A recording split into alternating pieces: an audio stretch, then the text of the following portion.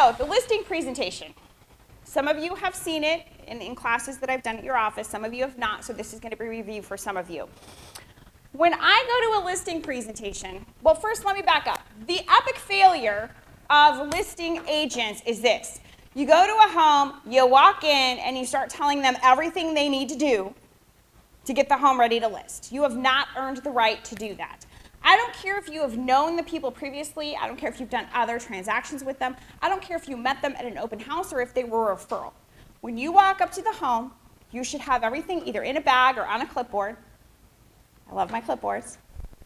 You walk up, you're looking at the outside of the home to see what the curb appeal is. Does it need new paint? Is the stucco cracked? Whatever the case may be, you're just taking a temperature check in your mind of what it looks like. You're also looking at the roof. You can tell a lot by a roof when you're walking up. So you want to be looking at all of that. You're making a mental note, or you're writing it on your clipboard. You're not saying it when they open the door. You have not earned the right. When you walk into a listing presentation, you're still kind of up here on the task tension chart.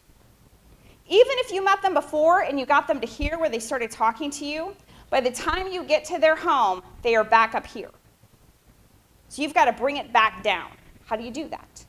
You walk in and you say to them, "Thank you so much for having me over today. Is it okay if we start with a property tour?" They like that. It gives you time to warm up when you're in the listing presentation.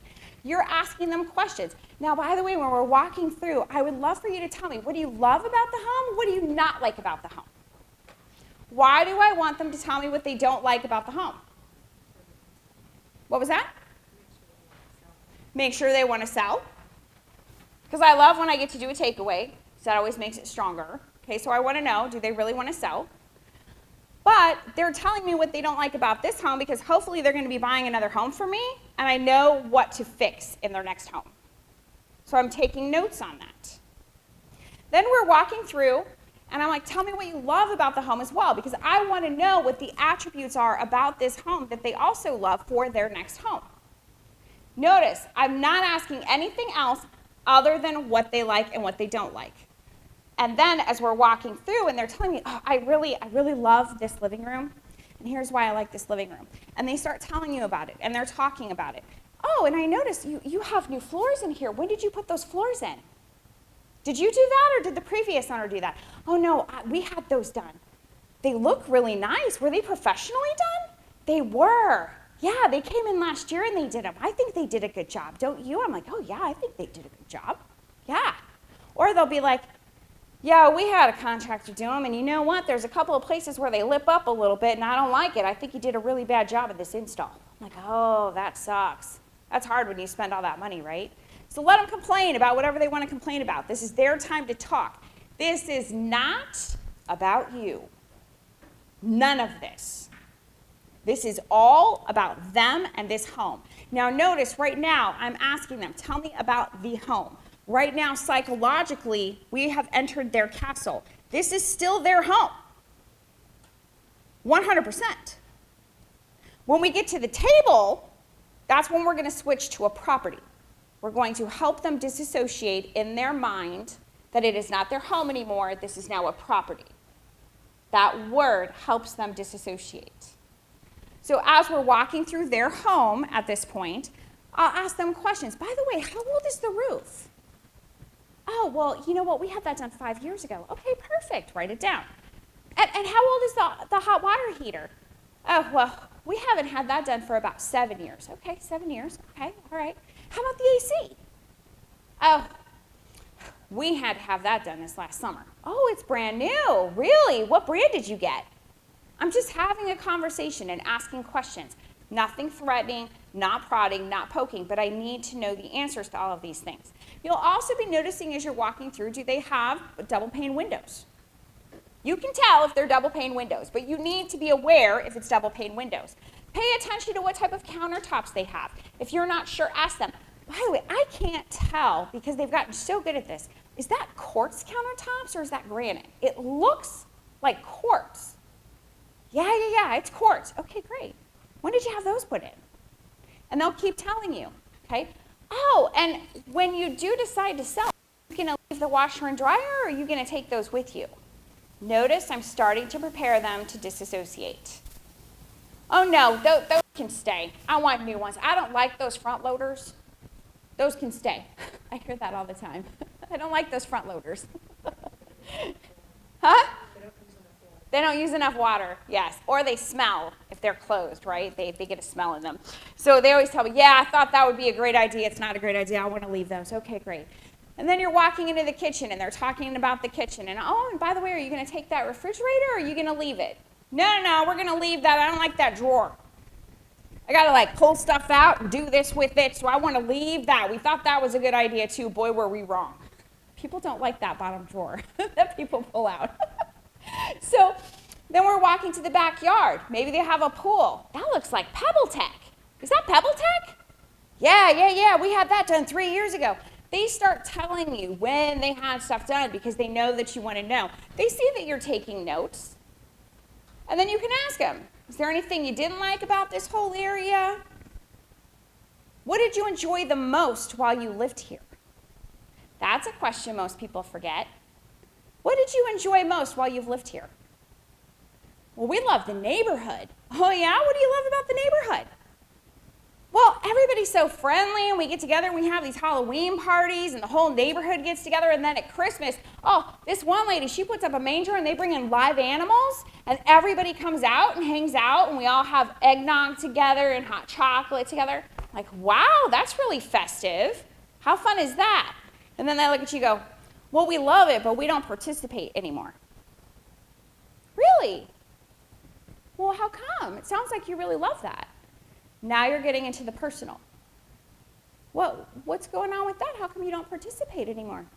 Well, Susie ended up having to have surgery last year. She had to have her hips redone. And then after that, we found out they did some things wrong. And so we can't go out and enjoy those things anymore. Oh, that must be so hard for you. It is, but we've come to terms with it. But, you know, we pay so much to be in this neighborhood, we've just kind of gotten to the point where we don't really need all this anymore. I mean, this has really opened up our eyes to the fact that we need to not have stairs anymore, and we need to have more of an open floor plan, because she was in a wheelchair for a while, and I had to carry her up the stairs. That wasn't pleasant. Like, I bet it wasn't. I bet that was hard for you.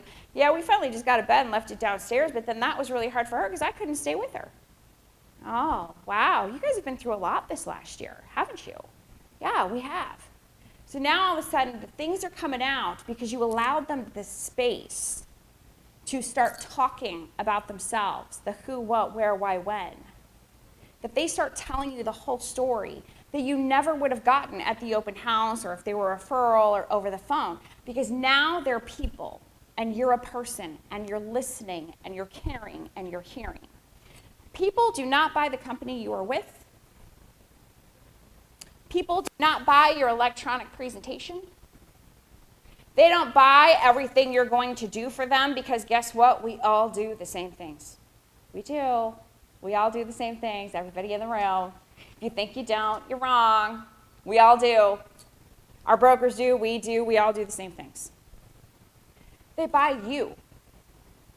And do you know what they buy most about you? Is when you're authentic and real. And then confident. Right now is your time to be authentic and real and hear their story. This is their time to shine and you to keep your mouth shut other than to ask deeper questions. Now, by the time you're done with all of this, they've actually typically shared quite a bit. Now, how long does this take? I get asked this all the time. Your property tour can actually take the longest, depending how much they want to talk. Don't stop them from talking to you. Why end the conversation yourself? Now, for the drivers in the room, that's a little difficult because at some point you're like, okay, let's get to business. But here's the thing. When they're in that moment where they've invited you into their home and they're vulnerable and they're sharing their story with you, they have a right to talk and you need to listen. Let them get it out, the why. That's the most important thing. So at the end of all of this, you look at them with respect, and now's where you need to take control. You took control when you walked in and asked for the property tour. Okay? That's when you first took control. You said, I really like to start with the property tour. Is that okay? Yes? Okay. And you're shaking your head yes. Sure. And I want you to tell me what you love and what you don't like about the home. Okay, great. And they start leading you through the home. You end at the kitchen. How many of you have done a listing presentation on a couch? Be honest. Why? Because they couldn't what? They physically had a problem and they couldn't get to the table. Okay, so did you sit on the floor in front of them? No, I sat beside him so that I could Okay. be in between wife and husband and kind of share, because that's maybe all the way at the front. Okay, that's tough. Yeah. So one of the things I do if I have them and we can't sit in the kitchen is I will sit them on the couch. I will sit on the floor in front of them so that I can see both of them. You need to see both of them. Here's where you need to take control. You want to walk over to the kitchen. You want to stand by the table and say, okay, is it okay if I show you the numbers and go over everything over here at the table? And you stand behind the chair you want to sit in. Now, you'll be able to tell if it's one of their chairs. Because all of a sudden he'll be like,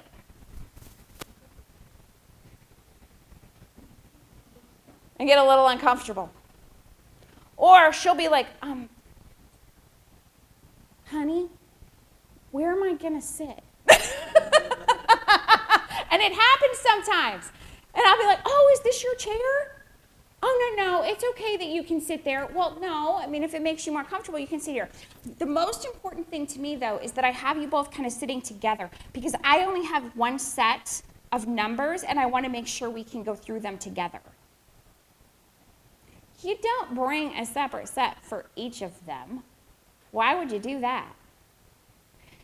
Here's what I want you to remember. If one's over here and one's over here, they're cueing each other. You're talking to this one, and the one behind him is going, and you look over, and they're like, and then you turn and you look at this one, and this one's going, and you hear the arms behind you moving, and you turn really quick, and are you making cues back here? What are you doing? And they're like, no, I'm not doing anything. I'm listening. They become little kids in that moment. So if you have them in front of you together, you can see both of their eyes. You can see all of their body language, everything you need to know. Because at this point, they've started sharing with you. You have earned the right to be decently bold at any point after this moment. And this is where you need to shift to it's a property, right at the table. All right, guys, before we dive into the numbers, and I know the numbers are the most important thing. I get that. To you, I get that. But for me, the most important thing is that I understand your end game. When we sell this property, where are we going? Are we buying another home? Are we moving to other family? What's the plan? I need to understand the plan so that I can serve you better.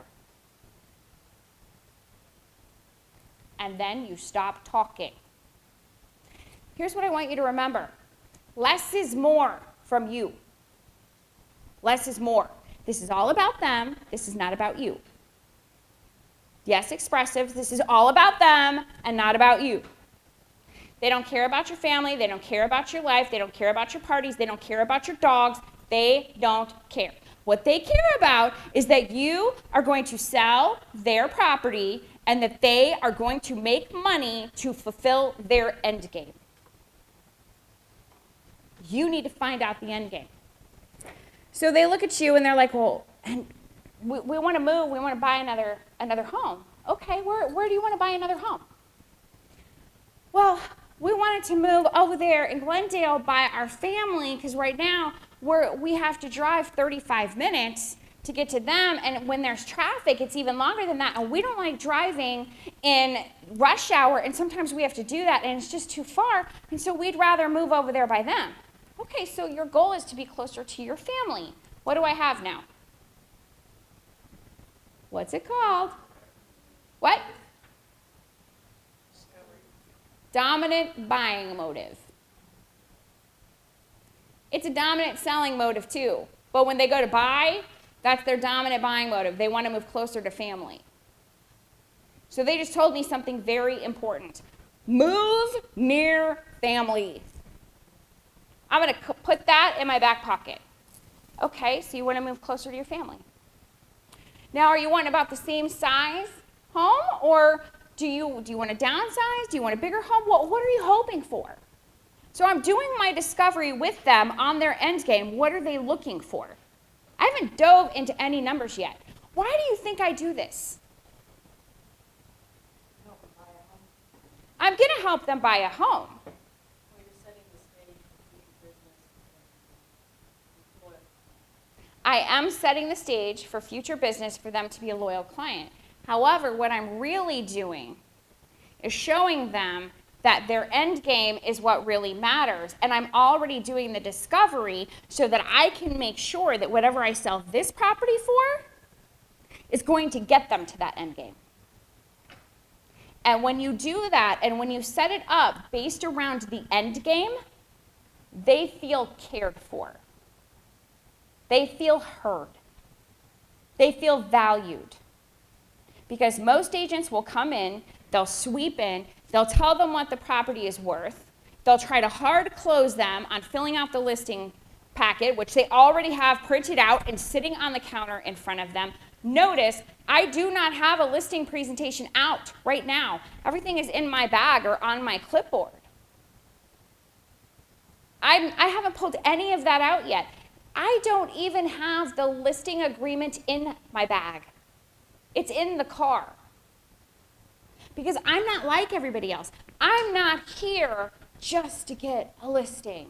I am here because I want to get you to your end game. That's my goal.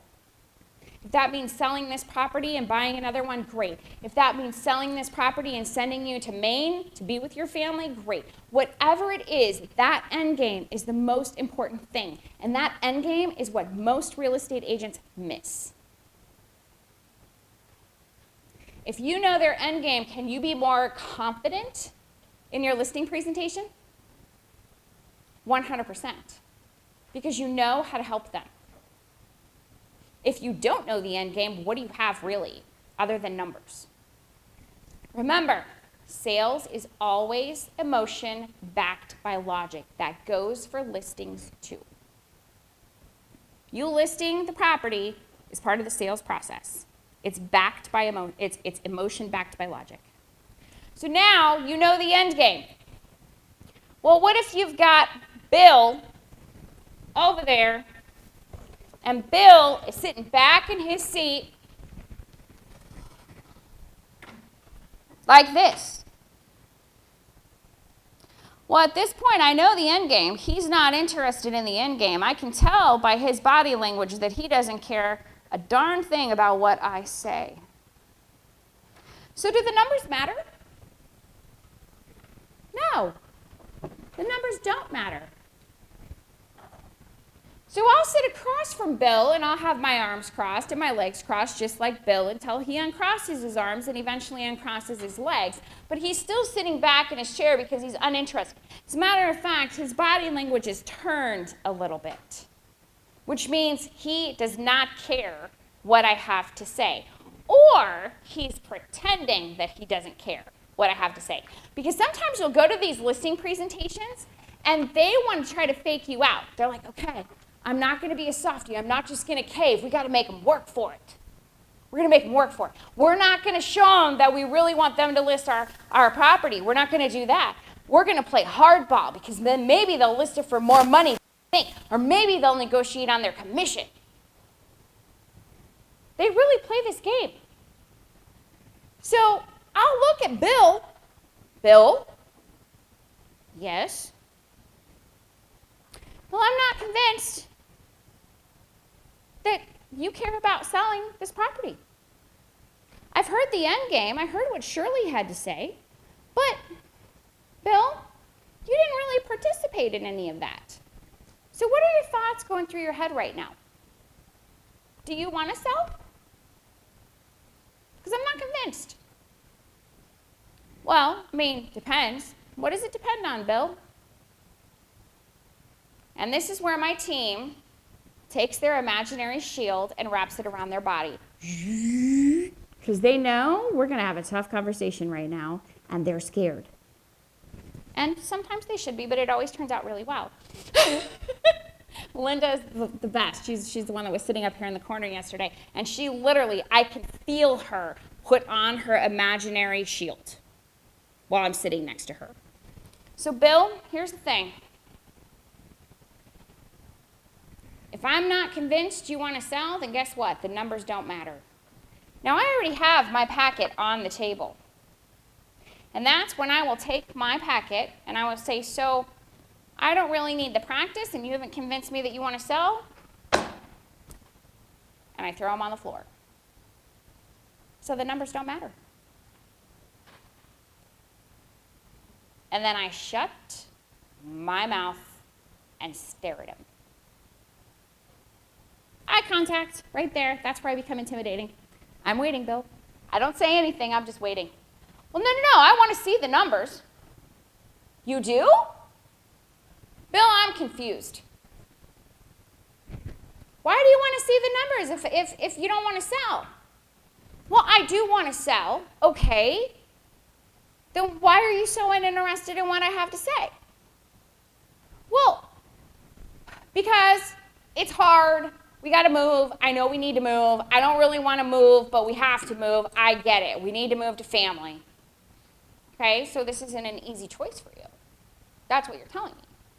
You've got to get to his root objection. Because the root objection is what you need to help overcome. You need to give him comfort in this moment that he's making the right decision for his family. Because guess what? Bill isn't convinced either. Okay, Bill, so if we sell this property and the numbers work out, are you okay with moving to Maine? Well, I mean, that's what we got to do. Okay, what are you not excited about with this? What doesn't make you happy? You've got to get him emotionally invested. Even if he's a driver, even if he's an analytical, it doesn't matter. You've got to get him emotionally invested in this decision, or he won't make a decision. So you've got to funnel him down to that place. Well, we got to do it. We got to move to Maine. Okay, so you tell me why you guys need to move to Maine. I've heard what she said, but I need to hear what you need to say. And guys, this is where a lot of times the men don't actually get to talk when it comes to this kind of stuff, so they will absolutely 100% respect you when you turn to them and you say to them, I want to know your thoughts. Tell me what you're thinking. I need to know. They appreciate that. Because sometimes they don't get to do that, or they get talked over constantly, or their opinions don't matter and they get shoved aside, and then whoever's been sitting in front of them before didn't even give them the time of day to even articulate anything. Give each person the space to speak. How do they feel? What do they think, depending on what type of person they are? Bill, what are your thoughts? Or maybe he's amiable. Bill, how do you feel about it? Because he's feeling based at that point. Switch your words to thinking and feeling. Understand who they are. Once you narrow it down where he sells you on why and she's already on board, okay, so what you're telling me, Bill, you want to see the numbers. Right?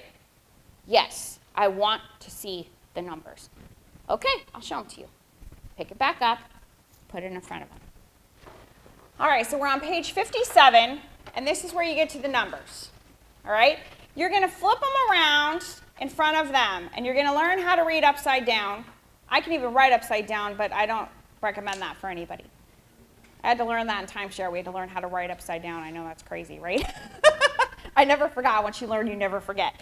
But you're going to show them. Okay, Bill, Sandra, do you see these numbers right here? Now, let's say their home is partially renovated. You're going to go to the numbers and you're going to say, okay, guys, you see these numbers here? All right, this low number. What that low number represents is the home that is not fully renovated. That it needs a ton of work. Maybe it needs a new roof. Maybe it needs a new AC. It's still got carpet throughout the entire home. The cabinets are still original. It doesn't have the tile showers. There's nothing done differently to this home from when it was built. Okay, that's what a low number represents.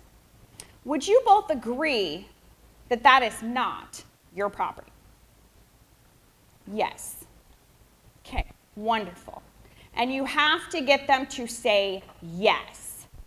They agree. You need commitment right here. Not compliance, commitment.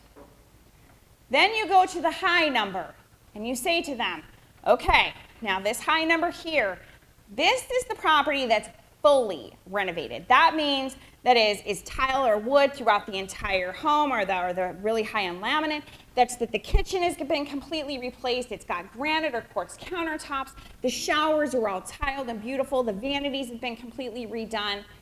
The home needs nothing. It is move-in ready and doesn't need anything for years. That's what that high number represents. Guys, would you agree that that's not quite your property? Yeah, we're not that. Yeah, okay, all right. So this number here, the medium and the average, that is where your property fits in. Your home is partially updated, okay?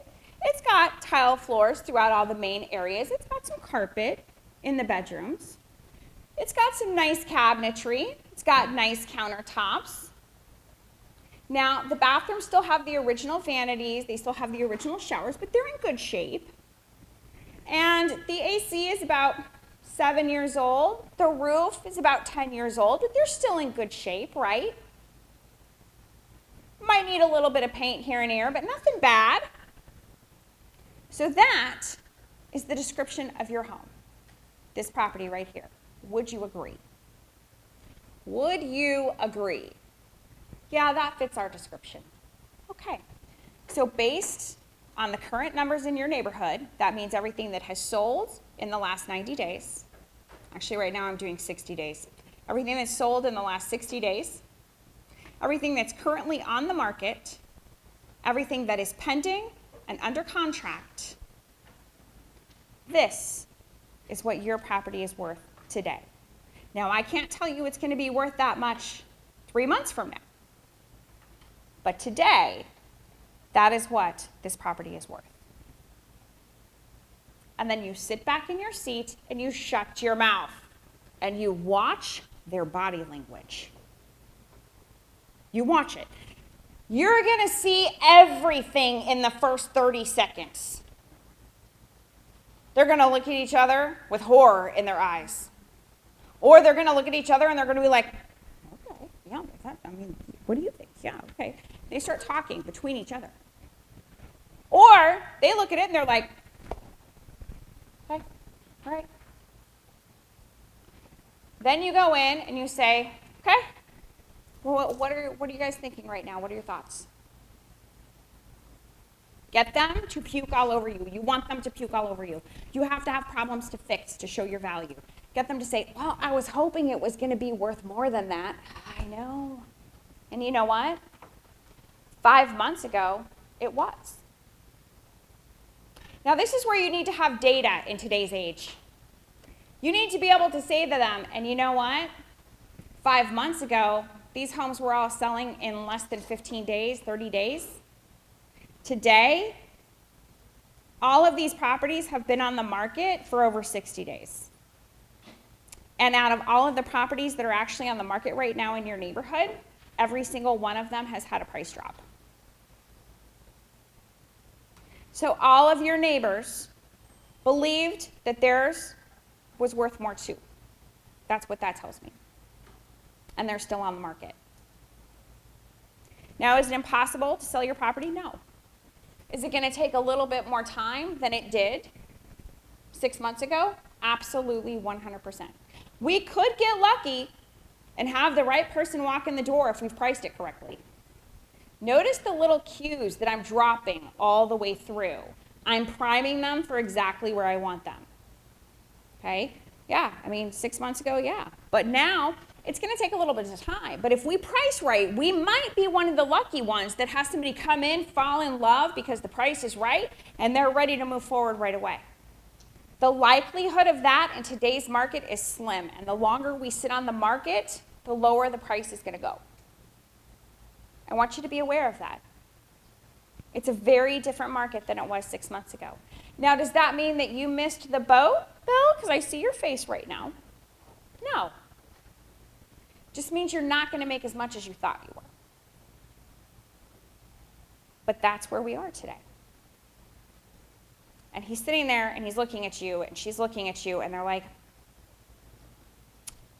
you're going to have a lot of disappointed listing people right now. Your listing clients, they're going to be disappointed.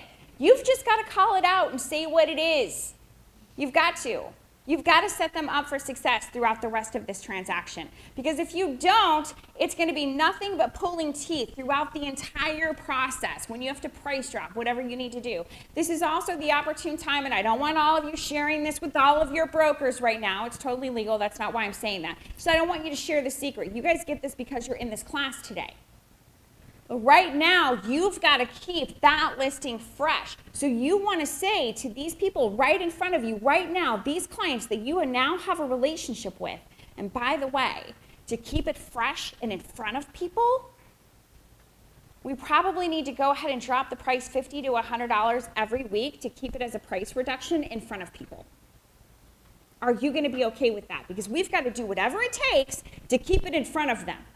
To get people to see it, to get people to look at it. Now, I don't want to do that for the first couple weeks, maybe not even 3 weeks. I want to see what kind of traffic we get with showings and open houses and everything else. And yes, in this market, we're going to have to do open houses. We got to get people emotionally involved in this property. Yes.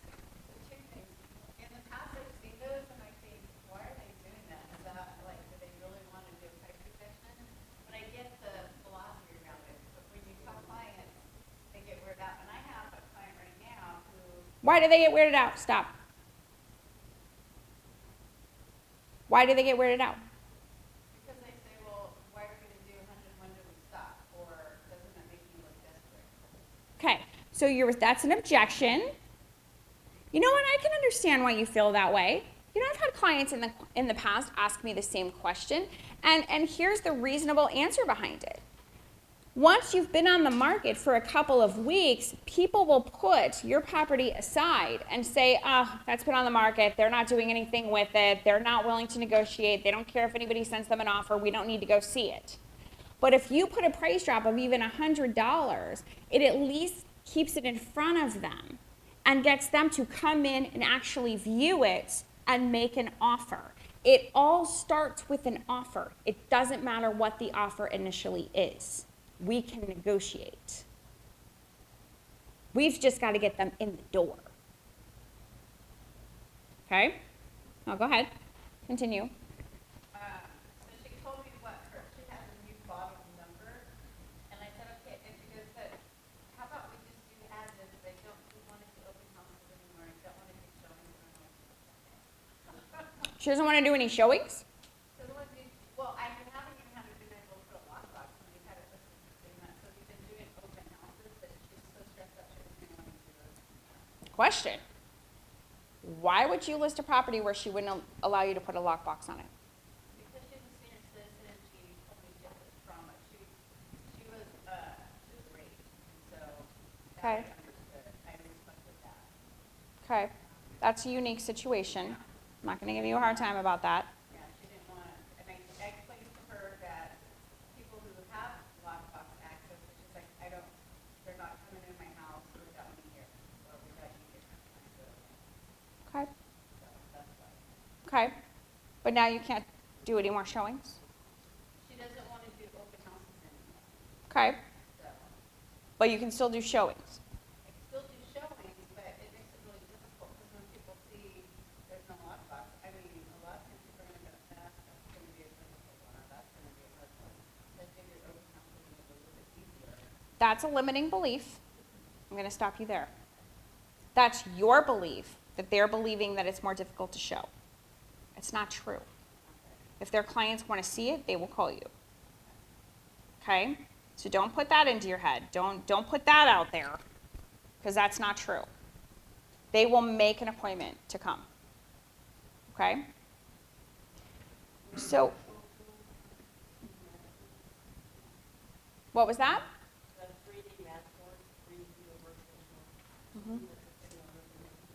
That is a great option as well.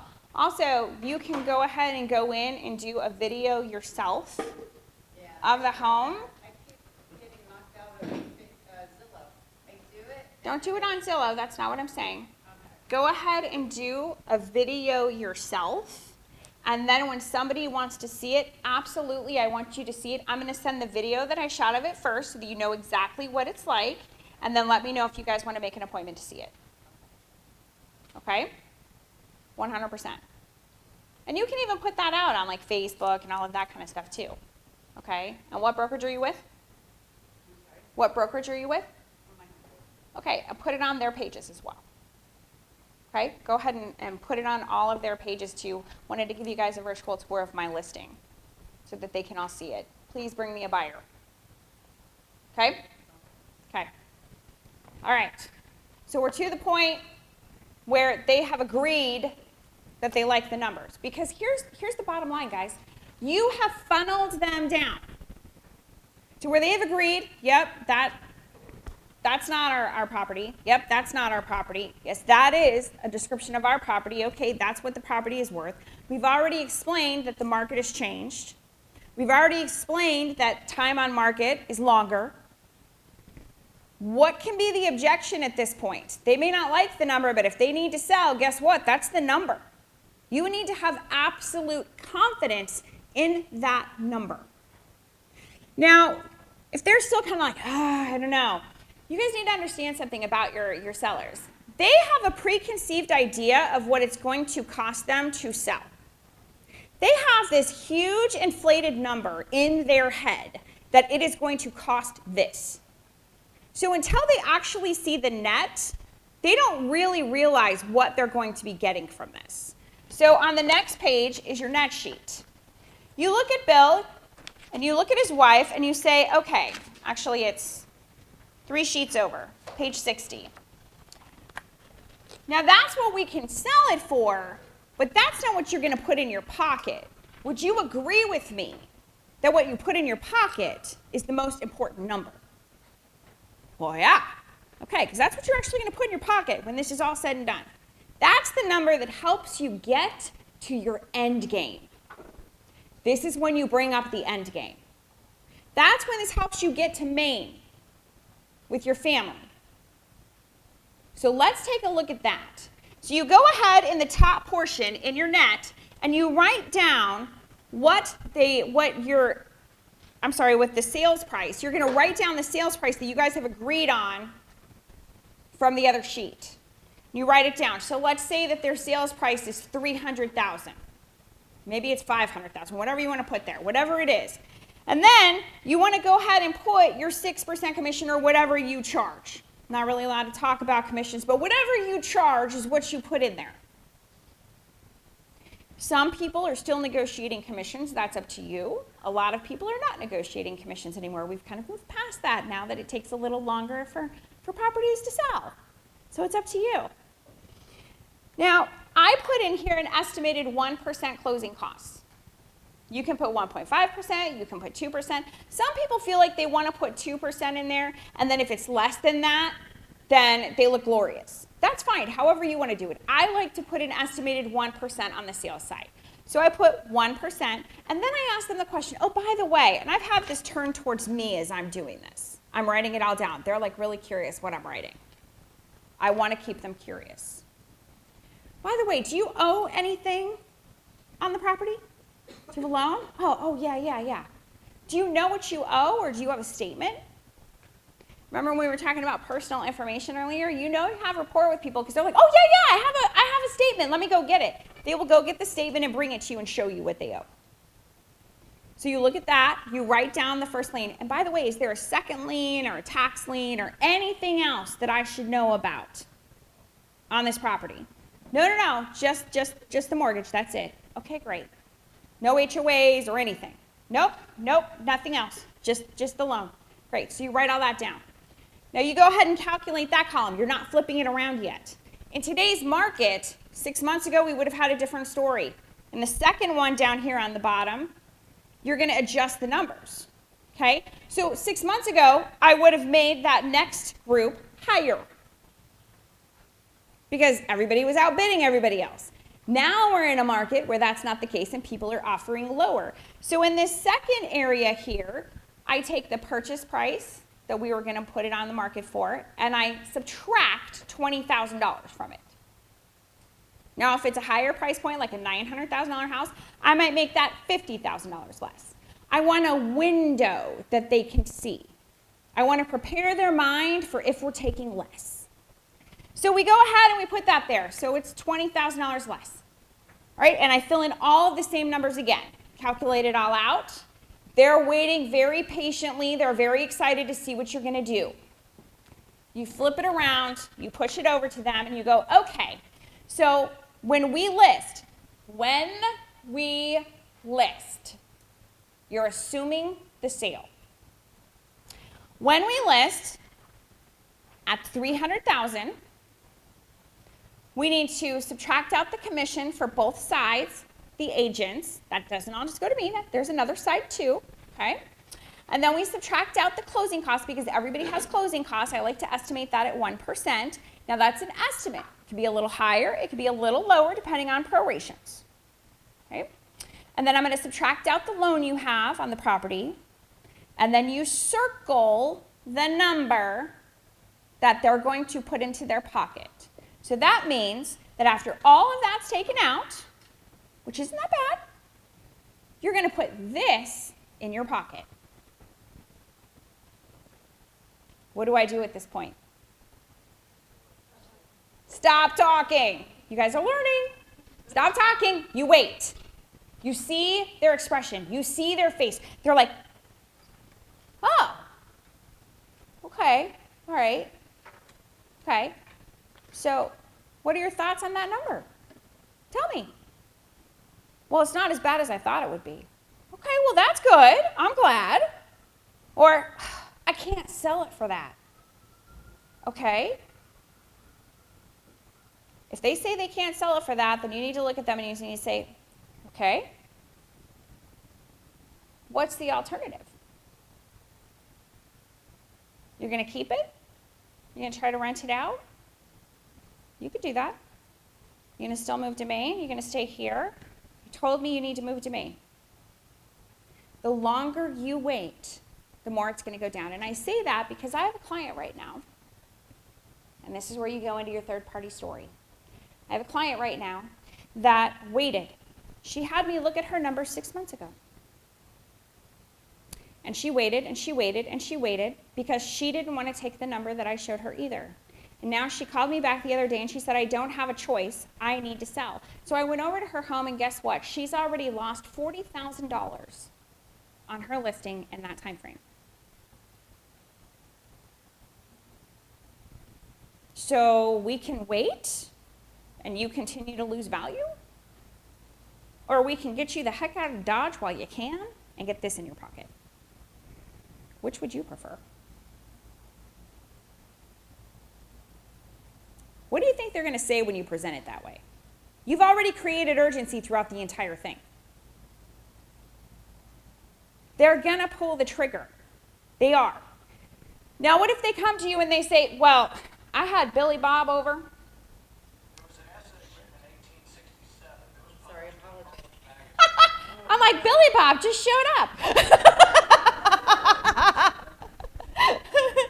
So I had Billy Bob over the other day, and he said he can list it for $350. Oh yeah? What numbers did Billy Bob show you? Where did he get those numbers from? Well, he showed me his comps. Did he leave them with you? Well, yeah, he left them with me. Bring them over. Let's compare. Okay. They'll go get them. They'll bring them up. here's what he left me.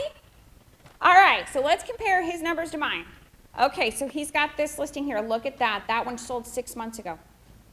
Okay, now let's look at this one. Oh, yeah, that one sold 7 months ago. Oh, wait, hold on. This one sold 4 months ago. He only has 2 on here that sold in the last 60 days, which is our new market. All of mine are from the last 60 days. This is the market. So do you want to risk it and go with Billy Bob? Or do you actually want to sell your property? If you want to go with Billy Bob, I'm fine with that. That's fine. You're not going to sell it. It's not going to happen. But if that's the way you want to go, I'm going to wish you the best of luck and we're going to part as friends. I just took myself off the table. Because I'm not going to do what Billy Bob said. I have the comps that prove my numbers. See where I'm going with that? Guess what happens when I say, if you want to go that direction, that's okay. I'm gonna say good luck, and we're gonna part as friends. Wait, hold on. Oh, you don't want to go that direction. Why not? Well, because you just showed me, like that was from 7 months ago, and I know the market has changed, and now we're over here, and this is in the last 60 days. And you're right, the market has changed, and I know that. And you're right, he pulled it from before, and that's not how the market is. So I didn't realize that. You just opened up my eyes, and now I know that this is what the market is, and I'm not going to get that. Okay. So when are we planning on having this on the market? That's your closing question. Well, I'd like to get on the market next week. Okay, which day? I like to put it on Fridays because I feel like I have a better chance to capture people throughout the weekend, and I start going over the important dates. The important dates is the next page. All right, so you want to have it on the market next Friday. That means we're going to have pictures on Tuesday or Wednesday.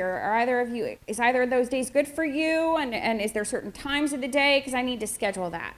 Okay? No, the afternoon of Wednesday would be good. All right, that's going to cut it a little close if we want it on the market on Friday, but that's okay. Now, I like to have open houses on Saturday and Sunday to capture everybody that's going to look at the property that first weekend. Is that okay with you? I need to be here 10 to 2 on Saturday, and I need to be here 12 to 4 on Sunday. Can we make that happen so that I can give you the best shot of getting this number? Well, yeah, that's fine. Okay, great. So, all right, so pictures on Wednesday afternoon, open house on Saturday and Sunday, 10 to 2 and 12 to 4, okay? Now, after that, I am going to have a lockbox put on the door. Now, that's an electronic lockbox, and only agents can use that, so they have to schedule the showings with me. Is there any times during the week that don't work for you for showings, understanding that the more available we are, the better chance we have? Well, yeah, anytime is fine. Do you need, I know you have a dog, do you need some times? Like, do we need an hour notice, or what do we need? Well, yeah, an hour would be good. Okay, great. I'll make sure you get an hour. Okay, they're going to contact me. I'll let you know that they want to see it, and then you let me know if it's okay or not. Does that sound good? Yep, that sounds good. Okay, great. Now, the day that they come and do the photos, they're going to put out the sign and the lockbox that same day. We're going to need that extra key to put in the lockbox. Do you have an extra key? No, we're going to have to go get one of those. Okay. So I just need to make sure you have that key by Wednesday afternoon when they come to put the lockbox on. Okay? Okay. All right. Okay. Yeah, we can do that. Okay, great. Now, the only thing we have left is we got to sign the listing agreement. I happen to have one in the car. I'm going to go get it, okay? Yeah. Oh, okay. Yeah. They're both looking at each other. Yeah, let's do that. Okay. You walk out to the car. They have a moment to confirm with each other without you sitting in front of them that they are both in agreement. By the time you come back in, you're writing everything out. And yes, it is legal to sign with a pen. Yes, they were there. Jonathan was there when that person asked that question. What? It's legal? Yes, it is legal to sign with the pen. So you fill out the listing agreement. You go ahead and slide it over. You hand them the pen. You explain the listing contract to them. Initial, sign. This is what these pages mean. Here's our supporting documents. I'm going to leave this disclosure with you so you can fill this out. I need this by Saturday when I come to do the open house. Now, do you have any questions about that? No. Okay, great. Now, I'm going to leave this book with you. They're like, oh, okay. Now, if you want to go to sleep, you can read the whole thing. Some of you will, and if it's an analytical in the room, I'll actually say to them, and I know you're going to read it. I know you're going to read the whole thing, and that's fine. So I'm going to leave this with you. Now, it has, of course, and I go back over my pages, it has my page about me and the team and all that. We're not going to go over that. If you want to read that later, you can. It's here for you. Now, it also has my contact number and the contact number of my assistant in case you need one of us. I also have a whole team behind me. If I can't get here in time for something that's going on, I can call one of them as well. And then this is a whole list of everything we do for you. Now, don't let anybody tell you they do anything different because we all do the same thing. So I'm going to leave this with you. And we'll go ahead and get those photos scheduled for Wednesday. You stand up, you shake their hand. If you've made a really good rapport with them, you're going to give them a hug. I look forward to selling this property for you and getting you to your end game. I want to get you to Maine. And I want you to be as whole as possible when I get you there. So that's our goal together. And you leave. How long does that whole thing take? Everything that I just showed you, how long does it take? An hour. If it's an amiable, 2 hours. Now here's what I want to caution you on. When you do the CMA for them, do not give them all the property information pages. Do not, because it doesn't matter what personality they are, that's a bad thing. If you give them all of the property information sheets, the analytical is going to need to research them. They may not get back to you for 6 months, and now you got to give them a whole new set of them, and they're always going to want them because you gave them to them. They love that. More information, okay?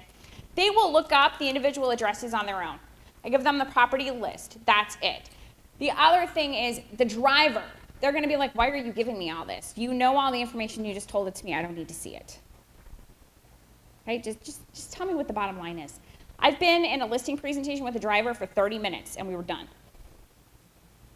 I had one of my agents that I coach actually call me, and he's like, I don't understand. I went to this listing presentation. I went through the whole thing, and they were like, okay, great. Where do I sign?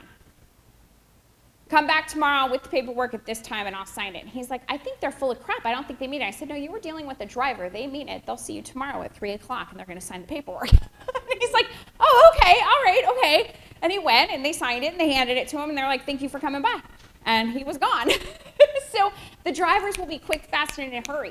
The expressives might want to talk about everything under the sun, but if you give them all of that paperwork, all of those property information sheets, they're going to want to blow their brains out because that is way too much information that they need to focus on, and they don't want to see it all. Please don't give me that. And then you give it to the amiable, and they've got to check it by at least 10 people before they decide that they want to actually sign anything with you because you gave them way too much information and they don't understand what any of it means. Not because they're not intelligent, it's because it's too much. So don't give those sheets out. Keep it simple, easy, and to the point while being feeling-based in the process to get to their end game. So, any questions about that? What are you talking about, the property profile or the actual numbers? Okay, you know when you're making your CMA Yeah. and The one page. the one page on every single property that has all of the information known to man. Do not give that to them. More questions? Can you refer to the book that you're going to give them the information in attached to the seller's guide? Okay, so there's been some questions about that, and I told Kelly I would answer this today. Kelly gives me the title seller's guide, and they make my pages and put them in the front of the book attached. So I give them the title seller guide with all of my stuff, and it's actually branded to my team. The whole front cover is my team.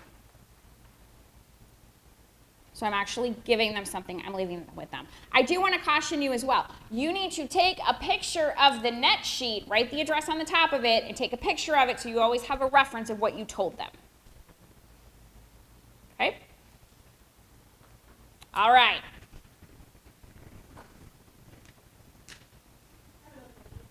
Yes. Okay, so on the next sheet, you reference the top of the page, and you said something about deducting 20,000 Mhm. at the bottom of the page? Yep. And then you don't circle that number. I do if they want me to, depending on what they say with the top. I will go over the second column as well, and they'll be like, well, what is this number? Well, if we end up accepting an offer for 20,000 less, this is what the numbers would look like. And then I'll circle that as well. So you're going to be somewhere between here and here, more than likely. Okay, I always get this question, so I added it into the presentation. Door knocking for listings. How many of you are like, I don't want to door knock because I didn't want to just walk up to people and knock on the door and say, okay, so I need to know if you want to list your house. Yeah. Yeah. Don't do that. Don't do that. You need to have a reason to door knock. You either need to be giving them something, either information or whatever the case may be. So I always like to door knock the whole neighborhood, and what I'll do is I'll go in and I'll say, hello, my name is Tina Valiant. I'm with such and such. And I just listed the home down the street. Now, I'm stopping by because I want you to have my information. I'll give them a little flyer, like a just listed flyer. Say, I just want you to have the information. If you see anything weird going on with that property down there, can you just call me and let me know? Now, we are having an open house this weekend, and there's going to be a lot of people around. But I'll try to make it not too disruptive for you, okay? All right, just keep my information in case you need to call me if there's anything weird going on down there. Okay, and then I go to the next one. I do that the first time because remember what I told you yesterday. It takes 3 times for somebody to consider you a friendly face. 3 times. So when the property goes under contract, I will walk around to the same homes. Hi, do you remember my name? Do you? You don't, do you? Okay, I brought you another flyer. This one just went under contract. It's the one down the street. Remember, I'm Tina. TK Group, powered by. Okay. Keep this time, because I'm going to come back. You need to remember my name. Some of you may not be able to get away with that, but I do. I like become a little kid. Just don't forget me. So then I say to them, okay, so it just went under contract. So there's going to be some weird stuff going on down there. There's going to be people up on the roof, and they're checking the AC, and all kinds of stuff. So you might see some cars down there that you don't know. You might see some people on the roof. Don't be alarmed. I just wanted to keep you informed as to what's going on. Oh, no, I can't tell you what it went under contract for yet. We listed it at this, but I can't tell you until it closes what it sold for. Okay. Now, I'll be back in case you need anything, but keep my information. If you see anything other than what I told you is going to happen down there, you need to call me because I want to make sure your neighborhood is safe. All right, bye-bye. And I leave. And at the end, it's getting ready to close. You walk around with a welcome card. Hi, guys. Do you remember me? Do you remember my name this time? You do. You remember my name. Okay, well, I still brought you a flyer because it's closing this week. Guess what? Your new neighbors is going to be Bob and Sandra. Can't tell you their last names, but it's public record. But I'm just going to tell you the new neighbors are Bob and Sandra. Well, I decided, even though they're not my clients, that I wanted to leave them a welcome card from all the neighbors. Would you like to sign it? Yeah? Okay, great. So they sign it. And then they give it back to me. Okay, I need your help with something. This is the 3rd time they've seen me. I've earned the right to ask this question. I need your help. We had a lot of people interested in the neighborhood, but that home just wasn't quite the right home for them. There's not really enough in this neighborhood for sale. Do you know anybody that wants to sell their home soon? Because I have a lot of people that went in here and I don't have anything to show them. Can you help me? People love to help. They'll be like, oh, yeah, you know what? Dee, down the street. She was just telling me that they're going to have to sell because her husband got a job in Michigan, and they need to move back there. I think they said that they're going to have to sell within the next month or so. Really? Her name is Dee? Yeah. Okay. So I'm a little shy. I didn't really meet Dee yet. I don't just want to walk up to her house and make her think that everybody's talking about her. Can you actually take me over there and introduce me to Dee so that I don't make her feel weird? Oh, yeah, we can do that. And they walk you right across the street and knock on the door and introduce you to Dee. That's how you dominate a neighborhood. And that is all I have for you. Yes?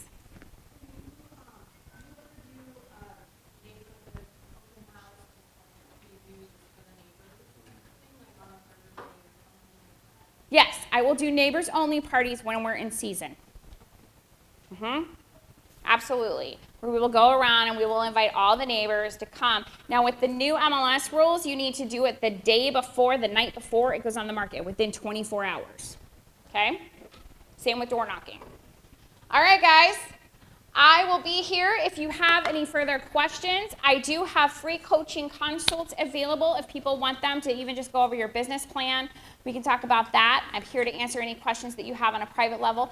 And please, please, please keep me informed as to your success. I love to hear your success stories, and I am not unreachable. Okay? I'm always available to you guys. So thank you so much for coming.